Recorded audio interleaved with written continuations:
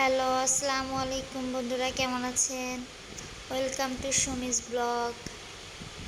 আলহামদুলিল্লাহ, আমি ভালো আছি। ভাবলাম এই গরমের মধ্যে আর যেহেতু কাঁচা আম শেষ হয়ে যাচ্ছে, সেহেতু কাঁচা আম দিয়ে মজার কোনো একটা রেসিপি তৈরি করে ফেলি, যেটা ভবিষ্যতে ফ্রিজে রেখে বা আপনি অন্য কিছুর সাথে খেতে পারবেন। তো প্রথমে আমগুলো ভালো করে ধুয়ে নিলাম আমি।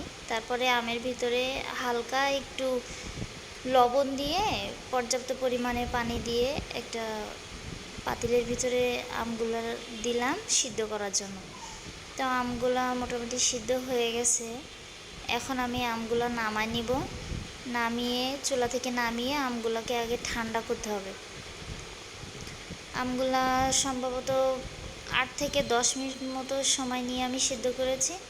তারপরে যে নামিয়ে আমি একটা ছাঁকনি দিয়ে সুন্দর করে ছেঁকে নিব, যেন আপনার আমগুলো অনেক সুন্দরভাবে ম্যাশ হয়। হাত দিয়ে আমি যেহেতু এগুলো একদমই ফুলা আম, এক বাতি না, তাই জন্য আমি আবার সিদ্ধ করেছি, একদম সফট হয়ে গেছে। এটা আমি হাত দিয়েই আপনার মেখে ফেলতে পারছি। তারপরেও আমি ছাঁকনি দিয়ে চেলে নিয়েছি যেন আমগুলো দলা দলা পাকিয়ে না থাকে। তো হাত দিয়ে আগে বিচিগুলো ফেলে নিচ্ছিলাম। এখন চুলায় একটু পাঁচফোড়ন ভেজে নিলাম। পাঁচফোড়ন আর 2টা শুকনো মরিচ, এগুলো আমি আম সপ্তর মানে আম যেই লিকুইড করেছি ওটা আমি আম সপ্ত বানাবো ভেবেছি, ওইটার ভিতরে দেওয়ার জন্য এই যে পাঁচফোড়ন আর 2টা শুকনো মরিচ। এই যে দেখেন, আমি আমগুলো ছেঁকে নেওয়ার পরে এমন একটা স্ট্রাকচারে এসে, এখন এটা আমি চুলায় কড়াইটা আগে থেকে হালকা একটু গরম করে নিয়েছিলাম। এই কড়াইতেই আমি পাঁচফোড়ন ভেজেছি। তো কড়াইটা একটু গরম ছিল, আমটা দেওয়ার সাথে সাথে আপনার ছিটকে আসতেছিল শরীরে। তো এখন আমগুলো আমি কড়ার ভিতরে দিয়ে নিলাম। দিয়ে এখন এটা নাড়তে হবে।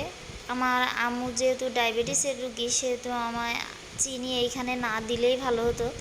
যা শুধু একটু ব্যালেন্স নিয়ে আসার জন্য আমি চিনিটা দিয়েছি, খুব সামান্য পরিমাণে, হয়তো 2 থেকে 3 টেবিল চামচ মতো চিনি হবে। এখানে 1 কেজি পরিমাণে আম আছে। আর এখনকার আমগুলো অনেক বেশি টক। তো আমি পরে টেস্ট করে দেখেছি, একটুও মিষ্টি হয় নাই। যেমন টক চাচ্ছিলাম ঠিক তেমনটাই আছে। সামান্য পরিমাণে একটু লবণ দিয়েছিলাম, আর এই যে অল্প পরিমাণে একটু চিনি, জাস্ট যেন ব্যালেন্সটা ঠিক থাকে এই জন্য। তো এই যে এখন এটা চুলার আঁচটা একটু বাড়িয়ে দেব, জালটা, আমটা যেন আপনার উতলায় আসে। আপনারা সবাই সাবধান থাকবেন। এই পর্যায়ে এসে কিন্তু অনবরত আপনার আমটা নাড়তে হবে। আর যারা একটু ভয় পান বা রান্নার সাইডে বেশি যান না, তারা এই কাজটা ভুলেও করতে আসবেন না। চুলার আঁচটা একদম কমিয়ে দিবেন, কারণ আমটা দেওয়ার সাথে সাথে আমটা কিন্তু প্রচুর পরিমাণে ছিটে। এইখানে আমটা যখন গরম হবে তখন আপনার ছিটকায় এদিকে ওইদিকে আসতে চায়। আর এটা এত পরিমাণে ফুটে যে উঁচু হয়ে অনেক দূর পর্যন্তই পৌঁছায়। তো সবাই সাবধান, কারোর মুখে হাতে বা কোথাও জানি না লাগে। এই সময় একদম স্থির থাকা যায় না, যা শুধু অনবরত নাড়তে হয়। যদি আপনি না নাড়েন তাহলে মনে করেন সাইডে যদি যে কেউ দাঁড়িয়ে থাকে বা আপনিই একজন দাঁড়িয়ে আছেন, আপনি কাজটা করতেছেন, আপনার শরীরে লাগবে। তারপরে যে সেই পাঁচফোড়নগুলো আমি গুঁড়ো করে নিয়েছি, দেখতে পাচ্ছেন। তো আমি এগুলো একদম মিহি করি নাই। মিহি করলে কি হয়, ভালো লাগে না খেতে। একটু যদি আপনি যখন আমসত্ত্বটা খাবেন তখন যদি মুখের ভিতরে একটু বাজে তাহলে ভালো লাগবে না, একটু স্মেলটা আসলো।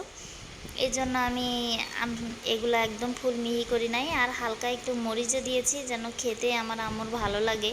যেহেতু ডায়াবেটিসের রুগী, সব কিছু খাইতে পারেন না, তাই ভাবলাম যেহেতু বানাচ্ছি তাহলে একটু টেস্ট করে বানিয়ে দিই, যেন আম্মু মজা করে খেতে পারে। খাওয়ার সময় জানি না বলে যে এটা ভালো লাগতেছে না বা এমন কিছু।